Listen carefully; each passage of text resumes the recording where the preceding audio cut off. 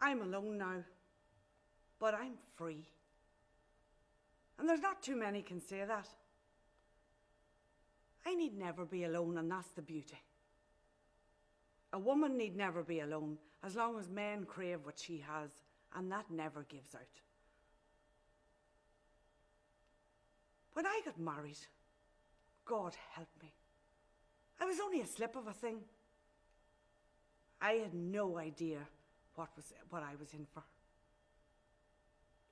You'd think somebody would have warned me, but they all stood back and let me go ahead.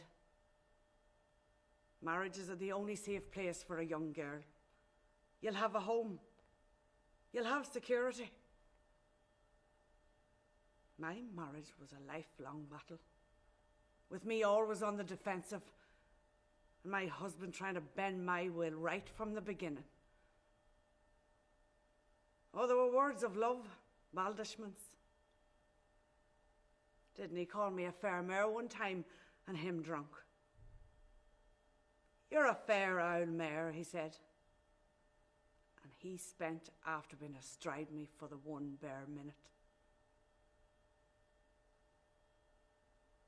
The first time, indeed the only time, that I saw a penis before I was married was on a young garson and he bathing in the river. It looked like a harmless little tassel of a thing. And sure me, poor innocent me, didn't I think they were all the same. Until the first night of my honeymoon.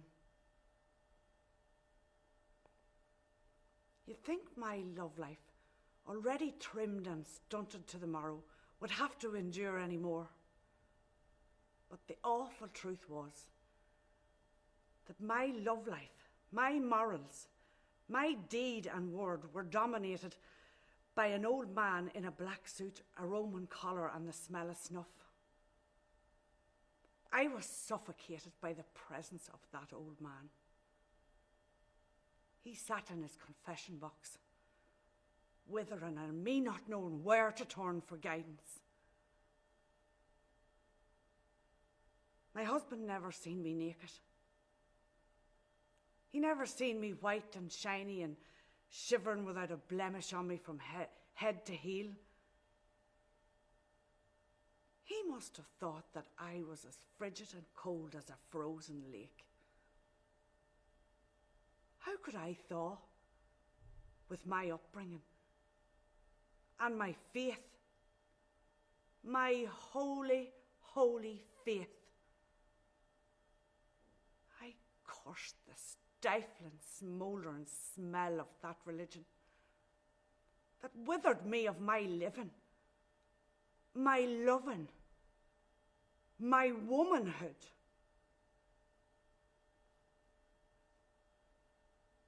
I should have been springing like a shoot of corn.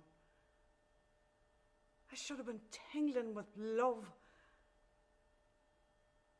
But my love never grew. It's a wonder I didn't surrender entirely to insanity in a country where it was thought a moral sin to even think about another man. And there was another man. He was dark-eyed and quiet. He used to pass me 100 times on the road. And he'd say, "How are you, Maggie?" And then he'd give the cows he was driving a tip with his ash plant. And I'd say, "How are you, Martin?" And he'd pass on.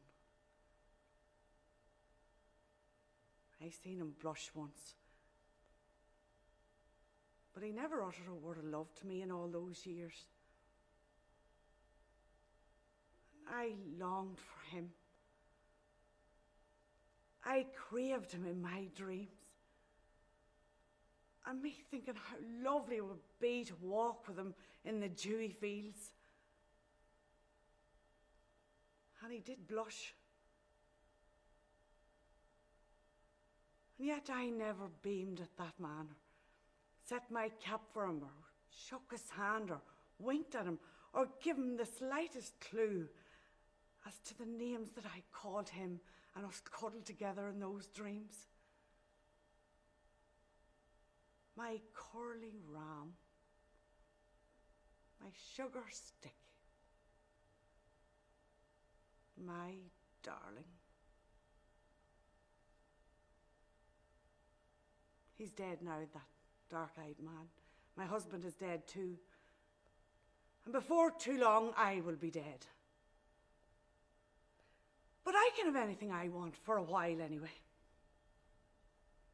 By God, if there's a man in Ireland that I fancy and that fancies me, there's still time to fulfill myself. The chastity cord may still be round my belly and the incense in my nostrils. But I've been a prisoner too long, and I'm going to savour what I can, while I can, and let the last hour be the sorest.